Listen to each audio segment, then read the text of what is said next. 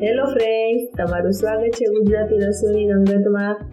આજે આપણે બનાવીશું ઉનાળાની ગરમીમાં ઠંડી ઠંડી પીવાની મજા પડી જાય તેવી લચ્છી બનાવીશું। તો ચાલો શરૂ કરીએ રેસીપી। સૌથી પહેલા મેં અહીંયા 1 કપ જેટલું દહીં લીધું છે।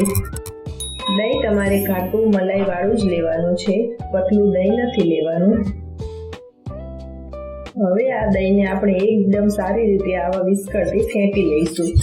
આને આપણે વિસ્કરથી જ ફેંટવાનું છે, મિક્સરમાં કે બ્લેન્ડરથી નથી કરવાનું। જો મિક્સર ને બ્લેન્ડરથી કરશો તો તમારું એકદમ દહીં પતલું થઈ જશે, એટલે આપણે આ રીતે જ મિક્સરથી જ ફેંટી લઈશું।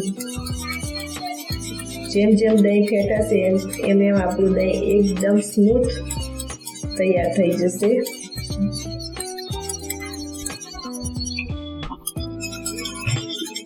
જો હવે આપણું દહીં એકદમ સરસ ફેંટાઈ ગયું છે।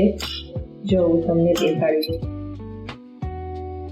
દહીં આપણું આવું એકદમ સરસ રહેવું જોઈએ, ખાટું,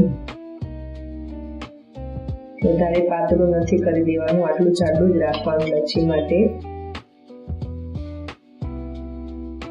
હવે હું અહીંયા 5 ચમચી જેટલી દળેલી ખાંડ ઉમેરું છું।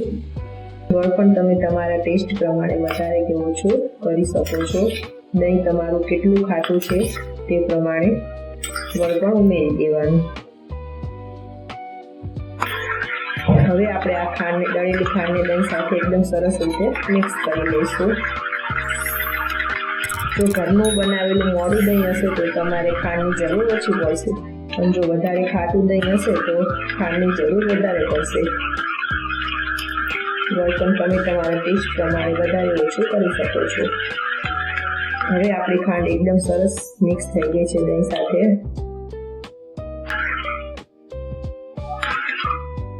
તો હવે આપણું આ લચ્છીનું બેઝ બનીને તૈયાર થઈ ગયું છે। હવે આપણે આમાંથી 2 ફ્લેવરની લચ્છી બનાવીશું। એક આપણી કેસર પિસ્તા લસ્સી બનાવીશું અને એક આપણી ડ્રાય ફ્રૂટ લચ્છી બનાવીશું। હવે એક આપણું આપણે સર્વિંગ ગ્લાસ લઈશું, એમાં આપણે લચ્છી ઉમેરી દઈશું।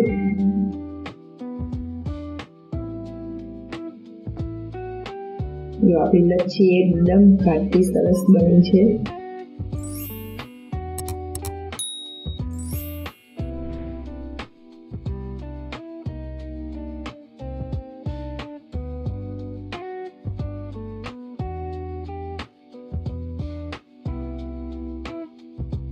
ઉપરથી આપણે આઈસ્ક્રીમ મૂકી દઈશું।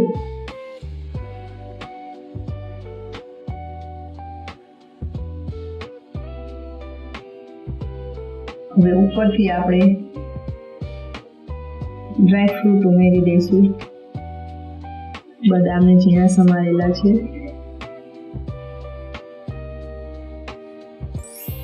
ઉપરથી હવે કાજુના ટુકડા ગાર્નિશિંગ કરી દઈશું।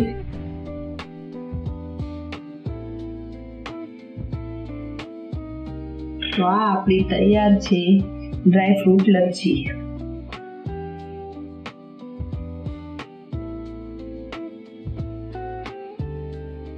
હવે આપણે કેસર પિસ્તા લસ્સી બનાવીશું। એમાં મેં અહીંયા 9 થી 10 જેટલા પિસ્તા લીધા છે અને થોડાક ચપટી જેટલા કેસરના ધાગા લીધા છે, પાણીમાં પલાળી દીધા હતા। હવે એને આપણે મિક્સરમાં દળી લઈશું।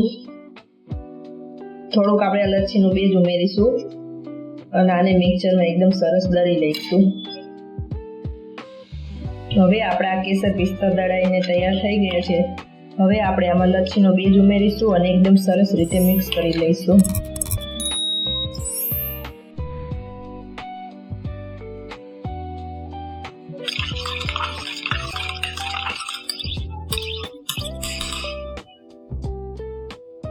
તો હવે આપણી આ કેસર પિસ્તા લચ્છી બનીને તૈયાર થઈ ગઈ છે।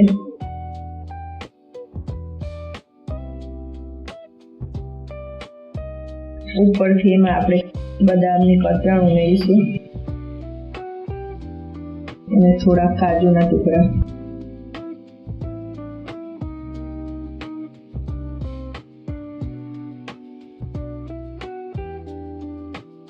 ઉપરથી આપણે પિસ્તાના ટુકડા પણ મૂકી દઈશું।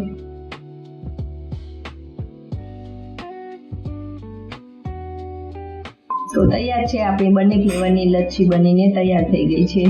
તમે પણ એકવાર જરૂરથી ટ્રાય કરજો અને તમારા બાળકોને પણ જરૂરથી ઘરે બનાવીને પીવડાવજો. તમને મારી રેસીપી ગમે તો વિડીયોને લાઈક કરજો, શેર કરજો. હજુ સુધી મારી ચેનલને સબસ્ક્રાઈબ ના કરે તો સબસ્ક્રાઈબ કરજો. બાજુમાં રહેલું બેલ આઇકન દબાવજો. તો ફરી મળીએ નવી રેસીપી સાથે. ત્યાં સુધી બાય બાય.